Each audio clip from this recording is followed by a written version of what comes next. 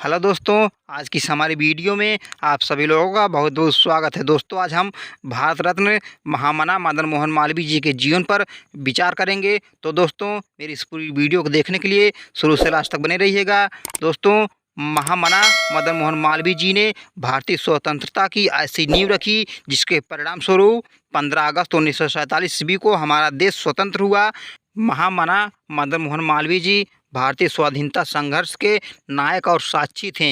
इनका जन्म 25 दिसंबर 1861 ईस्वी को प्रयागराज में हुआ था। इनके पिता पंडित बज्रनाथ चतुर्वेदी और माता श्रीमती मूना देवी थीं। इनके पिता भगवद गीता के व्याख्याकार और कथावाचक के रूप में अत्यधिक प्रसिद्ध थे। मदन मोहन मालवीय को हिंदू सनातन जीवन दर्शन और संस्कार अपने पूर्वजों की संस्कृत विरासत से ही प्राप्त हुए थे। मालवीय जी के पूर्वज 15वीं शताब्दी में मालवा प्रदेश से आकर प्रयागराज में बस गए थे और स्थानवासी मल्लई अथवा चौबे उपनाम से जाने गए। मल्लई शब्द को पंडित मदन मोहन मालवीय जी ने बनाया था। तब से सारे मल्लई मालवीय कहे जाने लगे। महामना मदन मोहन मालवीय जी ने गवर्नमेंट हाई स्कूल से शिक्षा प्राप्त करते हुए अंग्रेजी के साथ संस्कृत का भी गहन अध्ययन किया। इन्होंने मेयोर सेंट्रल कॉलेज से बीए की परीक्षा उत्तीर्ण की थी। महामना मदन मोहन मालवीय जी वैदिक धर्म और संस्कृत के सच्चे अनुयायी थे। वे तत्कालीन भारत में व्याप्त समस्याओं के समाधान का विकल्प हिंदू धर्म के पुनरुत्थान को मानते थे। उनका दृष्टिकोण था कि हिंदू धर्म के दर्शन द्वारा ही विश्व बंधुत्व के भाव को जागृत किया जा सकता है। इन्होंने इस दिवा स्वप्न को पूर्ण करने के लिए अपना संपूर्ण जीवन समाज की सेवा में समर्पित कर दिया और विभिन्न संगठनों के माध्यम से अपने विचारों को व्यवहारिक रूप प्रदान किया। मालवीय जी ने गंगा के अविरल प्रवाह के लिए 1914 में हरिद्वार में तथा 1924 में प्रयागराज में सत्याग्रह किया। उनका मानना था कि गंगा हिंदुओं के धार्मिक आस्था और विश्वास का प्रतीक है, अतः उसकी धारा बिल्कुल प्राकृतिक होनी चाहिए। मालवीय जी छुआछूत अस्पृश्यता के घोर विरोधी थे। वे इस कलंक को और राष्ट्रीय विकास के मार्ग में बाधा मानते थे। उन्होंने पौराणिक उद्धरणों के माध्यम से अस्पृश्यता समाप्त संबंधी अपनी मीमांसा को व्यक्त किया। स्त्रियों के प्रति अपना दृष्टिकोण व्यक्त करते हुए उन्होंने कहा था कि मैं चाहता हूं कि हमारे देश की सभी स्त्रियां अंग्रेज महिलाओं की भांति पिस्तौल और बंदूकें रखें और उसको चलाना सीखें ताकि वे किसी भी आक्रमण से अपनी रक्षा कर सकें। उन्होंने जनता से अनुरोध किया कि वे उन सब सामाजिक कुरीतियों को दूर करें जो स्त्री जात की उन्नति में बाधक हैं। वे बाल विवाह के घोर विरोधी थे। उन्होंने सामाजिक उन्नति के लिए स्त्री शिक्षा पर विशेष जोर दिया था।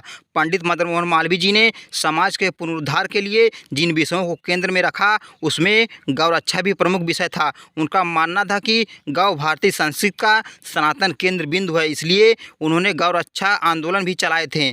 महामना मदन मोहन मालवीय जी एक राजनीतिज्ञ से अधिक शिक्षा शास्त्री भी थे। उनका मानना था कि हमारी सारी समस्याओं की जड़ अशिक्षा है। वे शिक्षा को पुरातन एवं नवीनतम मूल्यों के बीच एक सेतु के रूप में देखते थे। इन्हीं धारणाओं को ध्यान में रखकर मालवीय जी ने काशी हिंदू विश्वविद्यालय की स्थापना की। मालवीय जी का सपना था कि सभी स्तर पर शिक्षा का ऐसा प्रबंध हो कि कोई भी बच्चा गरीबी के कारण शिक्षा से वंचित ना रह पाए। काशी हिंदू विश्वविद्यालय की स्थापना माह फरवरी 1916 ईस्वी में बसंत पंचमी के दिन हुई थी। निस्संदेह मालवीय जी की यह सबसे बड़ी कृति है। मदन मोहन मालवीय जी कोई राजा महाराजा नहीं थे, संतोष ही उनका परम धन था। फिर भी अपने स्वप्न को पूरा करने के लिए झोला उठा लिया। सर्वप्रथम अपने पिता से 50 रुपये का दान पाकर उन्होंने फकीरी धारण किया और जीवन पर्यंत फकीर ही रहे। उन्होंने लोगों से भिक्षा मांग कर तथा राजाओं महाराजाओं को कल्याण के लिए प्रेरित कर धन इकट्ठा किया। हिंदू और मुसलमान समान रूप से इस महायज्ञ में भाग ले रहे थे। इस प्रकार अपने साहस, उत्साह, लगन और तपस्या के द्वारा मालवीय जी ने अपनी कल्पना को मूर्त रूप में दिया। वे काशी हिंदू विश्वविद्यालय को ऐसा केंद्र बनाना चाहते थे जिससे राष्ट्र की आध्यात्मिक एवं भौतिक शक्ति के विकास में योगदान मिल सके। साथ ही साथ विश्व में शांति एवं बंधुत्व की भी गाथा का प्रचार प्रसार किया था। मालवीय जी बहुमुखी प्रतिभा के धनी थे। उन्होंने भारतीय राजनीतिक, शिक्षा, साहित्य एवं पत्रकारिता में अपनी अमिट छाप छोड़ी थी। काशी हिंदू विश्वविद्यालय के अलावा उन्होंने अनेक छोटी छोटी संस्थाओं को खड़ा किया। राष्ट्र निर्माण में इस संस्थाओं की भूमिका मील का पत्थर है। इन संस्थाओं में हिंदू छात्रावास, हिंदी साहित्य सम्मेलन, भारतीय भवन पुस्तकालय का स्थान महत्वपूर्ण है। महामानव मदन मोहन मालवीय जी ने अध्ययन अध्यापन के साथ साथ कई समाचार पत्रों का भी संपादन किया तथा तत्कालीन ब्रिटिश शासन की नीतियों का प्रबल विरोध किया। मालवीय जी का निधन 12 नवंबर 1946 ईस्वी को हुआ था।